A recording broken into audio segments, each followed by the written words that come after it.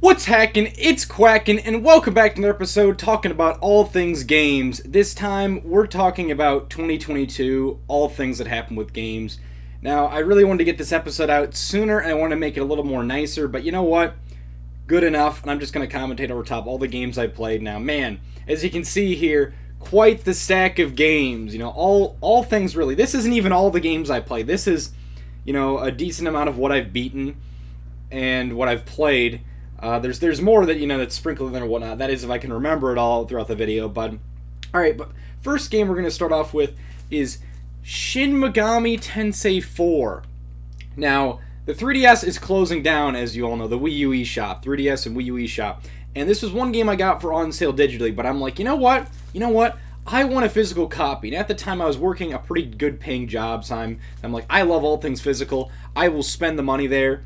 It was a little bit more expensive, and it wasn't even a properly sealed one. I just put the plastic wrap on, because why not? I don't even know if this is it's weird, kind of like plastic you'd put to preserve food and stuff, not like game plastic. There's a difference. It's kind of it sounds like kind of like almost tin foil when you take that game plastic off. In this case, it's just kind of like this weird kind of scratchy almost rain sound, and it's not really light rain sound. But Shin Megami Tensei 4.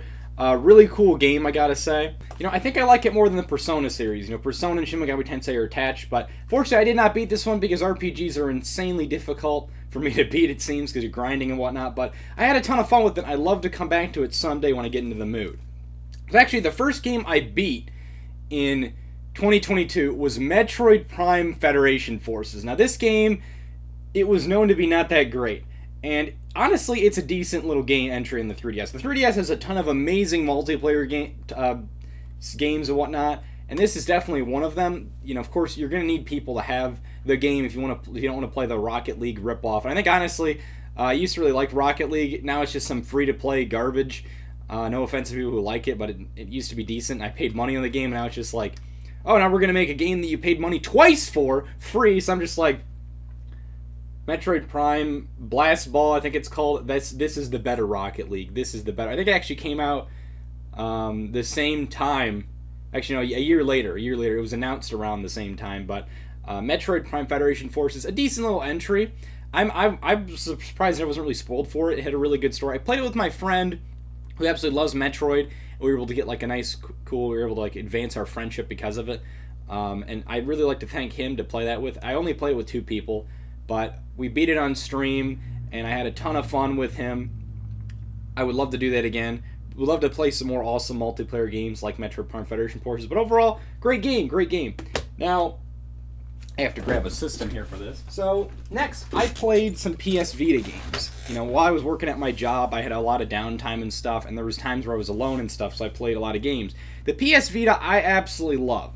And the problem is, a lot of the physical games I was willing to spend the money at the time due to the prices and whatnot, because I had, well, not the prices, but because of my job was really good paying. And I got to thinking, you know what? I'll just get some Japanese copies. Let's get some games that you don't really necessarily need to read, and you could just play them. So I got 2 Dragon Quest games that I was really surprised there was physical copies of. I got Dragon Quest Builders, which is kind of like a Minecraft-like game, and I got Dragon Quest Heroes 2, which is like a Musou kind of game, with the I forget what it is, but it's Zelda Hyrule Warriors or Persona 5 Strikers or whatever other Musou game there was. But I kind of just played those for fun. And the Vita, I had all sorts of fun games I played on here. I could talk about forever about digital stuff I got on here since the store was going to be closing. They're probably going to close it, or they're going to announce the closure maybe next year. But hey, Sony does what Nintendo does, and at least they're keeping their store open. And unlike Nintendo, they gave in. So whatever. Now, Nintendo gave in, so they didn't give in. They gave in to the fans. I don't know. Anyways. I'll keep going. So next, I had I usually come and go with game series, but there was one game series I definitely say I got super into, besides one other, but I don't think I got into it as what I did with that other series, and that is Mega Man. Now, I really, really, really, really wanted to get into Mega Man: The Wily Wars. This is an obscure entry on the Sega Genesis that never had a physical copy. It was back when, believe it or not, there was digital-only games back then. and there was like some kind of like, I think, Garfield game for the Sega Genesis, and this one through the Sega Channel. And you could still play it if you had the game, I think, downloaded on like a flash cart that Sega would give you. I forget, I don't know the details about that, but either way, good luck finding that, or spending a pretty penny on that. Might as well just pirate it at that point. But they made a reproduction copy for the Sega Genesis, and it works on things like my Retron 5, which is amazing. And this was the only way to really have it physically and play it without emulating it or using like a fan cartridge or whatnot. But I missed out on this on Limited Run's website, and there was like Castlemania games.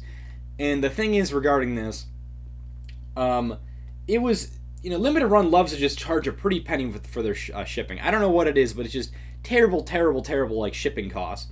And I walked into my used game store one day just to treat myself on my birthday, and I found this for the price it was listed at, for just $70. Now, that is a little steep for a game, but it was brand new, and it had a bunch of other goodies like a poster and stickers and stuff in this cool box. The other box, I have it somewhere else with the game, and it's like a Sega Genesis box with it. But I figured I'd at least just have this since I have reference. I need to get this video out. I played this, and I absolutely loved it. I adored Mega Man The Wily Wars. I'm still playing it.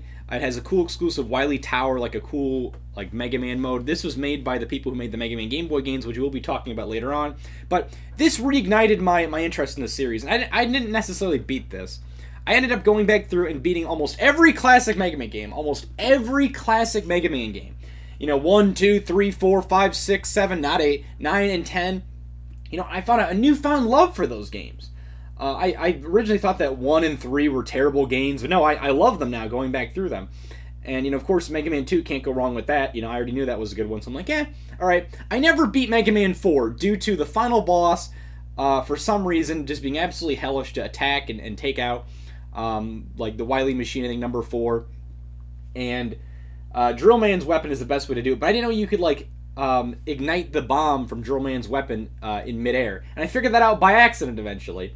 And I was wondering, what am I doing wrong? Why do I keep missing? But eventually, I got so far in that game, like 10 years ago, I never beat it. But I eventually found out, like, oh, you just got to do that. It was as simple as that. So I beat Mega Man 4 finally, found a reignited interest for that. Mega Man 5 I already loved. It was my first Mega Man game. It's one of my favorites. Then, Mega Man 6, it's okay. I think it's a fine game. A lot of people, that one's a special interest for them. But 5 is for me. And then Mega Man 7, oh boy. I always say that Mega Man 7... it is like a PlayStation game, how good it sounds. You might even say how it looks. And it's interesting because Mega Man in Bass, which is another game I played for the first time, I thought that was a good entry. Cool music, I love it from it. That, I will say, Mega Man in Bass, it was a PlayStation game, and they put it on the Super Nintendo. So I think it's interesting how the Super Nintendo had sound powers that could compete with the PlayStation. Even, you could even say graphic capabilities with the 2D games, because nobody really made any 2D games during the 32-bit era, but actually, what am I saying? Oh yeah, Mega Man in Bass actually was based on it's based on the engine of Mega Man 8, but they were able to port it to the take it to the SNES. I think it's interesting how they did that. But anyways, another good game. Mega Man 9, great throwback to the series when they revived it. 10, I love that one as well, even though it's a little bit more bland. 11. It's a cool revival of the series, but yeah, I had a new interest in Mega Man. I was like, you know what? Let's get into the Mega Man stuff that I've always had trouble with. Let's try to beat that stuff again. And I found, I decided to go to Mega Man Legacy Collection. Now, this was always, touted as being not that great on the Switch with the emulation, and it kind of is. And I never really cared for the X series. Mega Man X1, it's a good game. Mega Man X2, I just stopped at that. I never really got into any other X games. I beat X1, a while ago. Said, oh, that's fine. I did come back to X1. I liked it, but I was like, all right, let's do X2 now. X2, I think that X2 is, honestly, I might like it more than X1 since I finally beat it. I just didn't really understand the game very well, and I think it's a really cool game. And once I got to X3, I'm like, nope, this is it. Nope, the music is kind of wishy-washy. The gameplay is, you take way too much damage for some reason. And I tried to play the other X games. I'm like, I think it's just X1 and X2 for me. There are some other games, the Mega Man Extreme games, which, you know what, I'll get the cartridges out for those. Alright, I had forgotten to get the cartridges out for Extreme 1, Extreme 2. These are the portable entries of Mega Man X for the Game Boy. Fantastic games. I think these are my favorite X games, especially Extreme 2. Extreme 2 is amazing. You can play a Zero in it. you have you've got all different kinds of powers and upgrades, and you have a pretty good story compared to X1, which is X1. Both these games are kind of like rehashes of X1, X2, and X3. But if I was any kind of X3 rehash, it would definitely be with this one, Mega Man Extreme 2. Because X3 is just gross. Like, it's not worth the price whatsoever. I definitely think I got physical copies of those this year, the Extreme games, because I love them. I was like, I gotta have those, because I played them on the 3DS. Get those games on there before they go away, by the way. And then, the Mega Man, I then decided, let's try out the Mega Man Zero series, because I want some more 2D action. Didn't really know about Legends or Star Force or Battle Network or whatever. So then I played Mega Man Zero or ZX Collection. And this is like a revamp. They make things a lot easier in this with checkpoints and whatnot. These games are hard. Like, especially from what I've only played 0-1 in this. I didn't even beat it. I got so close to the final boss. Games don't usually make me angry. But this game was definitely making me angry because I tried so hard to beat this boss, and it was just stuck in my head about just like this boss go like Turian, and it would just destroy me or something and just do a shit ton of damage or something. It had instant kill attacks and whatnot, and the Zero games, they're almost like, I'd say, Castlevania games on steroids. How difficult they can be, and it is frustrating with the screen crunch and the limited buttons and whatnot. Who thought this was a good idea at Capcom? Seriously, you should have just made this on, like, I don't know, the GameCube or something. I mean, because there are way more buttons on there, but I not huge on the Zero games. I don't know if I'll go back to them. They're fine. They were good at first. They definitely were, like, I love challenges. Rising back up to the challenge and not losing. But this one, I'll have to do another time. I probably wouldn't have gotten as far as I did if I didn't improve in games, but it's whatever. Anyways, Mega Man, I then got the Mega Man X collection. I was like, yeah, whatever, this was new. I was like, I want to get more PS2 games. So I got a brand new copy of Mega Man X collection, which has X 1 through 6. Because the main reason is because it has Mega Man Battle and Chase on here, which is like a racing game. Which I knew it existed, but I was like, how do you play it? Is your answer. Although you have to freaking beat Mega Man X 1 through 3, and that's going to be hell for me, so whatever. But anyways, then I played a cool retro-styled modern game, or I got this because I liked it last year, Blaster Master. I was waiting until the collection came out. Blaster Master Zero is the revival series. There's Blaster Master Zero, 1, 2, and 3, and this cartridge comes with all 3 of them. Now, the inside box is kind of gross, but Limited Run was selling these separately, but you could get this for, I think, $60 in PlayAsia, which was nice. And you could just get the other ones, I think, for like $41 from Limited Run. And I'm saying 41 because there's shipping and tax and shit. And then I'm like, that's one game. And then if you want to get the 2 of them separately, that's, you're spending nearly $90 there. Then the third one is like $130. And I'm just like, I could get this for less than half the price to get all 3 of them physically. I played this in the 3DS originally, the first one. Loved it. I'd love to play it some more. I think this is a game I end up playing more later on. But anyways, so the only game that came out this year, as far as I'm aware, that I actually beat, brand new game, was Kirby in the Forgotten Land. I kind of am known for being the Kirby guy. I think it's a fine game. It's whatever. I think it's not a bad game. It's just, I think Kirby is best done in 2D. It's kind of, it's weird. You've got collectibles in this, and I don't think they're that amazing of collectibles. They're kind of annoying because you don't really get to figure out what collectibles you miss until after you beat the stage. It's fine. Of course you're going to go back and do things, but this game just encourages replayability, I guess. And it does it in the worst possible way by not telling you things. There was cool little things I liked about this, like there was saving ducks and whatnot for one mission, but the multiplayer is okay. It's nice it was in there, but this game only took me 5 hours to beat, and Kirby games, they usually take me like 20 hours and they're just filled with content. This was definitely lackluster. I would not say it was worth the $60, $40, maybe even less than that, but I had such a hard time finding a new copy of this as well. I went all over the place. I even spent the extra money to get a copy, and it was the last one as well. And it just was, kind of disappointed. It was fine though. I think it's better than nothing. I'd say it's a 7 out of 10. Could even say 6 out of 10 game.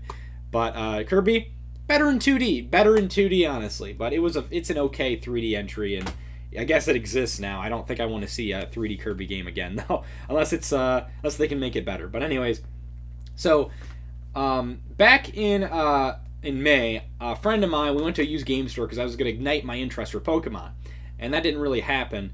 But he picked out a game called Nitrous Oxide.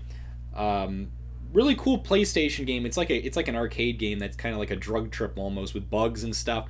That was really cool. So thank you once again. It's the same friend who beat Metroid Prime Federation Force with me. Thank you for showing that. So then in June was a pretty good big month for me. So before I went to a convention called Too Many Games 2022. I wanted to go last year, but I couldn't. This year I decided to go, and it was. I'm glad I did go. I'd love to go again. It just was really expensive. I replayed Shovel Knight. I wanted to get a physical copy of Shovel Knight, and people, when I went to Too Many Games, they just laughed at me, saying like, why are you looking for PS4 games? Is that retro? I'm like, I just wanted a fucking physical copy of Shovel Knight. Excuse my language, but they were just like, making fun of me. I'm like, I guess if you don't want my business, then not. It was like a tourist trap there almost, even though you spent money to get in. Games are just insanely expensive. Like, I already spent enough to get down there, and I only bought the stuff that was like what I could find on sale, and it wasn't even the best. I got this plush a while ago on sale online. I was happy to get that. But anyways, replayed Shovel Knight. I think I beat all the campaigns finally. Replayed the first three, and I beat King Knight for the first time. I love Wario Land games, and that is a Wario Land like platformer, definitely mainly based on the character and the craziness and like the cards and stuff. The King Knight campaign, definitely play that if you're looking for Wario like games. Amazing game right there. King Knight DLC. Of course, you need the Shovel Knight Treasure Trove, or you can buy it separately. I think on Steam. I don't know about on Switch, but definitely go play King Knight King of Cards or Shovel Knight King of Cards. I think that's what it was, but. Then while we were down there, if you can see like the projector in like my outer view, or I guess I'll just pick it up and show you here for a second. We used this projector to play Mario Kart Double Dash with 3 friends of mine. We went down to Too Many Games. We played that in the hotel, which was a decent experience. But man, it had some greasy as hell pizza, I gotta say. In the hotel side, decent experience. The convention, amazing. I got to meet Scott the Woz. He got to sign my copy of Gex 64, even the box. And I was gonna say as well. I also got Some Call Me Johnny to sign my PlayStation Classic. I'll show that real quick. Anyways, yeah, got Some Call Me Johnny to sign my PlayStation Classic. I liked him more, this YouTuber more as a kid. Not so much now. He's got some hot takes. Same thing, I guess, with Scott the Woz. Although I was almost an adult when I started watching Scott the Woz. I've been watching him since 2017. And I gotta definitely say, he's changed a lot since then, and it was cool watching him grow. I think I started watching when he had like 30,000, definitely under 100,000 subs. I have a hard time usually subscribing to new people, but Scott the Woz was definitely there. Especially these days, I have a hard time finding new people to subscribe to. But Scott the Woz, amazing dude. And then we played Double Dash. That was fun. And there was kind of a bit of a dry spell for me with games after that, because I got sick, not because of the convention, but beforehand I was actually sick during the convention, so that really stunk. But hey, it's life. You got to take the good with the bad, and I was sick for a little bit longer. But after that, I then decided to pick up Wario World. I had a GameCube I had to return because I didn't need a second GameCube. It was for like a streaming marathon I was going to do with friends, and we decided to back out. It didn't really turn well. So Wario World, I picked this up, and it's a 3D Wario Land game. I think it's all right. It's kind of like, it's the spin-off Wario Land games, like Master of Disguise. I've only played a little bit. I do think I hear it's a shorter game, but I think it's fine. Gotta play more of this. So I'm trying to exercise more, and Ring Fit Adventure is something that is legit. I've heard people that it really helps a lot. And for some reason my arm keeps tingling. That's why you see me kind of grabbing it. Maybe I need to exercise more. I heard that stretching exercises help with stress and whatnot, so that's good. But Ring Fit Adventure, definitely a game I need to play more. I played it a little bit and I exercise. I even set an alarm on my Switch and it goes off all the time telling me, hey, exercise. I don't end up doing it, but I don't know. Anyways, then I played JoJo's Bizarre Adventure All-Star Battle R. I remember I was telling the person who pre-ordered this at GameStop about how, they said about how I was able to remember the title. I'm like, I'm a gamer. I know what I like. I know what I want. But so yeah, JoJo's Bizarre Adventure. I really like the anime. But this fighting games, I feel like more so for fan service. I would love to play it some more. I haven't played it much. I should play it like kind of for fun. I've only played a little bit, but I really liked what I played so far. I love all the characters from JoJo. There's some specifics I like in there. And what's nice is it's multiplayer, unlike the Eyes of Heaven one for PS4. That one was okay, but anyways, I wanted to get into the Advance Wars series, and I did get some on the Wii U, but I also have Famicom Wars for the Famicom, and you can use a Retron 5 to fan translate stuff, which is nice. And this is an early strategy RPG kind of game. I guess I wouldn't even say RPG. It's just a strategy game. And it's cool. I like it. But for whatever reason, it's just kind of meh. It's okay. I think it's because it's got its age. I like it, though. I think I like it for what it is more so. It took me like 3 hours just to beat the first map, and I was playing super safe. But hey, better safe than sorry. At least I beat the AI there. But yeah, anyways. Then the other game series that I got super back into was Castlevania. Now, I absolutely love Castlevania.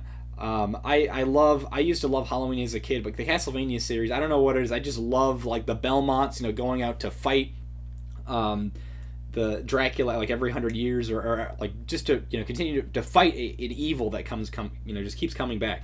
And JoJo is kind of like that too. And I think Castlevania was actually inspired by JoJo. So JoJo came out, before that. There's some inspiration. There's some bosses and some games and some references and stuff, which is pretty cool. And even the cartoon or the animated series of Castlevania on Netflix shows that off. But anyways, I replayed the original. I wanted to try and beat Simon's Quest. That didn't happen. I tried to beat Castlevania 3. That didn't happen either. That one is difficult as hell. I got a new fondness for Castlevania 4. I absolutely sucked at Castlevania, or I didn't really care for Castlevania 4. I kind of sucked at games a few years back, but I definitely have improved since then. I've learned to be patient. I think that's what Castlevania helped me, and take my time and learn that you can beat games by being patient and doing all that kind of fun stuff. And I would say I got a new fondness for Castlevania 4. I was going to end up making a bunch of videos about Castlevania and whatnot, but I never really ended up doing so. But yeah.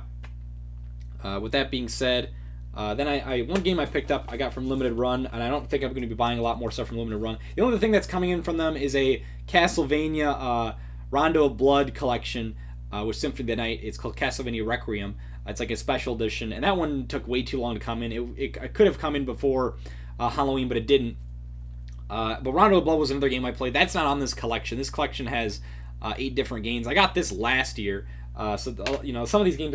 This one is a game I'm hoping to play next year. It's like I'm kind of sick of Metroidvanias. There's just too many Metroidvanias. Monster Sanctuary is like a Pokemon Metroidvania. If you're sick of Pokemon being too easy, and you want something new and different, Monster Sanctuary, look no further than this. Although I only got this through Limited Run, which they really don't have a hard time putting their stamp on here, but whatever, that's fine. I mean, I'm kind of sick of them. But anyways, so I tried to get back into Pokemon. I got a copy of Legends Arceus. I had fun playing it, but Pokemon, I've just seen too much of it. I've been just kind of burned out from it. I think if there's one game series I need to take a break from, it is Pokemon, because it's all over the place. It's great, it's fun, it's fine, and I think this game's amazing. But I need to play more of it to actually feel like I want to play more. One game I did play more was the more not so great open world was Pokemon Scarlet version. I didn't play Violet. I really see need for one. But anyways, Pokemon Scarlet version, it is a train wreck with glitches. I think a lot of people have been saying it's funny seeing all the glitches and whatnot. I was really into trying to beat this game at first. Not so much anymore. That kind of happens where I get into something, then I fall out of it.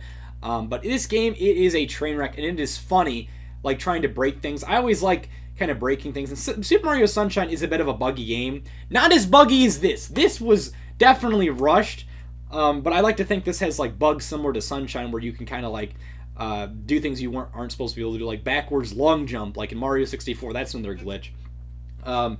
But I like the new Pokemon. There's funny memes like Tinkaton with this big hammer. It just hits whatever it wants and takes it out. There's some dolphin that turns into a superhero, and then a tumbleweed Pokemon.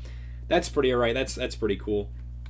And then one game I really need to I got recently, but I know I'm gonna like it because I really like the Pac-Man World Series, and I got Pac-Man World 2 earlier this year. Didn't play too much of it, but I figured let's wait till the remake comes out. It's funny, I was getting into Pac-Man World, and then with Pac-Man World 2, and then I see this one come out. Absolutely amazing, astounding game, the Pac-Man World Series. And I want to start with the first one, and this was an unexpected remake. It was announced, and then it was the release date was like a year later, or not a year later, a month later. This is something you don't really see. It's an unexpected remake. You probably wouldn't have seen something like this. Like, it's like, who cares about Pac-Man World? It's got a very niche audience. It's like a 3D platformer that, like, there's not a lot of great 3D platformers. I'm having a hard time deciding what they are. Good ones I've played besides Mario. And Pac-Man World, it's another one that definitely fills that void for me. And who cares about Pac-Man World? So I'm surprised Namco remade this.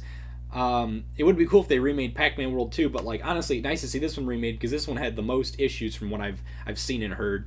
So that's pretty cool. Definitely looking forward to playing this. And then I ended my year off with Final Fantasy Crisis Core Final Fantasy VII Reunion. I always love it when they make those strange titles like VB Wario Land. I want to say Wario Land Virtual Boy, but anyways, so I love Final Fantasy. I'm trying to get more into it. I started playing Final Fantasy VI earlier this year, and I love that game. Final Fantasy VII, though, was my first one, and I loved it because of I loved the original, and I played the remake. I loved that. Now Crisis Core is the prequel to Final Fantasy VII. This is a kind of like a remaster / reimagining. It's more so a remaster of the original on the PSP. And it's like, a bite-sized prequel starring Zack Fair, who's trying to be a hero, rises ranks in soldier, and he creates, like, he's the reason for the events setting in motion in Final Fantasy VII. Without him, who knows, how things would have went. But I love the game. I've only played a bit so far. I want to play more of it. And the story is just phenomenal. I love the story in Final Fantasy VII. It definitely has the best story, I'd say, out of any Final Fantasy's game, up from 1 to 6, or one of the better stories, I should say. It's about, or with role playing, I should say. It's got more decisions and whatnot, but I think that I'm gonna have a great time playing some Final Fantasy. And, I was replaying Final Fantasy VII on my PS Vita. Even though I could on the Switch now, I think it's a PlayStation game. Play it on a PlayStation console. I love my Vita to death, and I'm hoping I'm going to get to play it some more going forwards. But anyways, yeah, so that was my year. Alright, with that being said then, all sorts of amazing games that released this year. I think they're just coming out of my ears, but even though I didn't beat a lot of them, I only really beat one game that was a modern one. That being the Kirby one. I think that it was a great year overall, and here's to another amazing year. I'm looking forward to play all sorts of more games next year. But until then, let's have an amazing 2023. Tell me the games you played in the comment section. And with that being said, Hackin' Quackin' out.